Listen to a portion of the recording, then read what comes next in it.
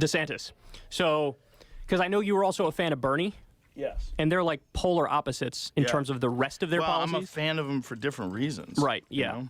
But I know you said that you thought he would make a good president. And there's a bunch of things about him that I think would probably change your opinion on it. Like, for example, he thinks weed should stay illegal because it smells bad. Is that really his opinion, that it smells bad? He said it Does smells, he not know about edibles? Quote, putrid, and he wants it to stay banned because of that. Oh, that's hilarious. Yeah. Is that really his rationalization? Jamie, if you want, you could pull that up. Yeah, that's what it says here. But it's legal in Florida, or medically. It says marijuana should remain criminalized because of its putrid odor. Polling compiled by the University of North Florida showed that most Floridians want the adult use of marijuana to be legal in the Sunshine State. That's certainly not the case. In fact, under state law, the possession of up to 20 grams of cannabis is punished by a $1,000 fine and up to a year in prison. Possession of greater amounts is a felony. So what has he said? What I don't like about it is if you go to some of these places that have done it, the stench when you're out there, I mean, it smells so putrid. I want people to be able to breathe freely. Well, that's silly. Yeah. But that's also like I want to know the context. I mean, that's a quote. The smell of marijuana. DeSantis demurs on marijuana legalization, but can't stand the dank stank. Well, okay, you don't have to like the smell. You know, I mean, that doesn't necessarily mean that's why he wants it illegal. He just doesn't like the smell. A lot of people don't like the smell. But it's not legal there recreationally, right? Not yet. No, not yet. No? No. It's not legal here either. Would he sign the bill is the question, you know? And it seems to me like he would... Because he's a social conservative by and large, you know, like that's his perspective. Another one is they had a vote in Florida, a direct vote on raising the minimum wage during the 2020 election. And so Trump won the state, but 60% of Florida voters voted for a minimum wage increase. They wanted to make it 15. And leading into that, DeSantis said, don't do that. I'm against doing that. Did he have a rationalization? I mean, I didn't see if he did, but just the fact he's against it was a strike against him in my mind. But it did. The voters voted for it, and that is the law. So, because they had the direct vote, and I don't know if he has any legal recourse, so it's becoming law. But he told them don't vote for it. So that was a big issue. Because I know you're a fan of legal weed, you're a fan of raising the minimum wage. Yeah.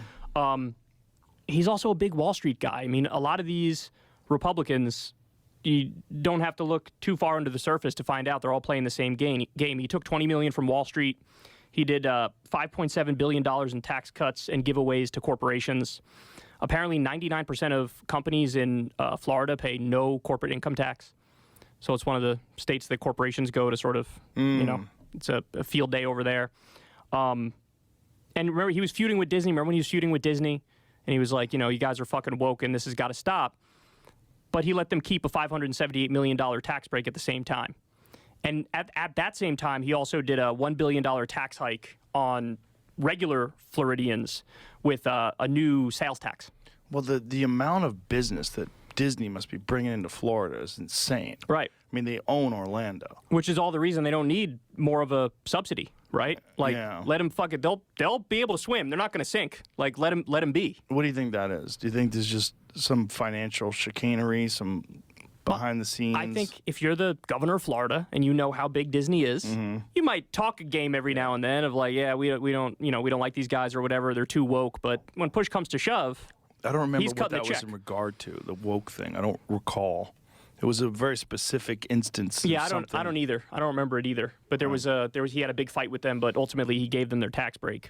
And then the other thing is, so there's a big sugarcane industry in Florida, and they lead to a lot of pollution because they do these things called burn fields. It's part of like the process involved with the sugarcane. And he came in and shielded them from any legal accountability. So people can't sue them over that. Yeah, so, and the Florida Republican Party took a $350,000 contribution from the sugarcane industry, and then in turn he protected them from legal liability. And when you're saying pollution, there's particulates in the atmosphere because of the burning? Yeah, they say that because of those sugarcane burn fields, there's increased risk of cancer and red tide. Have you ever heard of red tide in Florida? That's the ocean red tide? Yeah, there's some weird ocean red tide thing. Apparently, the sugarcane burning of the sugarcane helps lead to that as well, along with, like you said, the particulate matter, which could lead to cancer. The burning of it, that's like a common agricultural approach, right? Where they do that to sort of revigorize that's not a word, but reinvigorate the soil, right? The topsoil. Is that what they're doing? I mean, there's some industrial reason why they do it, but I think there was conversation around, hey, we got to regulate this. We have to make it we got to lower the cancer rate. We got to lower the red tide. We got to figure this out. And there's a direct correlation between those burns and cancer instances? Yeah, there's a lot of health problems around those things, yeah. Yeah, so he's quite the opposite of Bernie. I think he's an establishment Republican who's good at PR, basically. I think he's positioned himself. So there's two parts of politics. There's politics and there's policy. On the politics front, I think he's actually plotted his way around brilliantly, where, he is the heir apparent to Donald Trump, and there's a chance he could even beat Donald Trump in a Republican primary. And honestly, I think any Democrat should fear him over Trump in a general election. I think even half-dead Joe Biden can defeat Trump again. Given really? that, I do, so? Yeah. Well, the problem is, Trump has siloed himself off, and he can't shut up about the 2020 election. It's rigged, it's stolen, and he comes across as whiny. And the Republicans, under his leadership, got wiped out in the 2018 midterms. They got wiped out in the 2020 main election, and they got wiped out in the 2022 midterms. Well, people either love him or they hate him. And I don't think there's as much polarity when it comes to DeSantis. That's right. DeSantis has a much better chance of gaining back some of the moderates that kind of fled. Yeah, when they just want conservative economic policies. Right. Yeah. And so I think he would be a good general election candidate. But in terms of how he governs, it would be George W. Bush. It would be George H.W. Bush. It would be Trump. It'd be all the same stuff. Tax cuts for the wealthy, super serve Wall Street, keep the military-industrial complex going. Who do you like if Biden drops out? The only person I'm interested in at the moment is Marianne Williamson, because there's some chatter about she might primary Joe Biden, and I would love that. Because, look, the problem with Biden, there's a lot of problems with Biden, but, ideologically, the problem is he has no grand vision, right? There is no, here's what I'm trying to do, here's what I'm trying to get to, here's the ideal. It's very, I call him a status quo manager. It's I'll do some tweaks around the edges here and there, we'll make some things a little bit better here and there. But he's also dead, right? He's a zombie. Yeah. And then you have Marianne Williamson, who I think she would run in the spirit of FDR. She would say, we got to go back to the Democratic Party used to be the workers' party. It used to look out for people, and we need to get back to that. So we need to do things like universal health care. We need to do things like universal education. We need to have higher wages, and that's more my politics.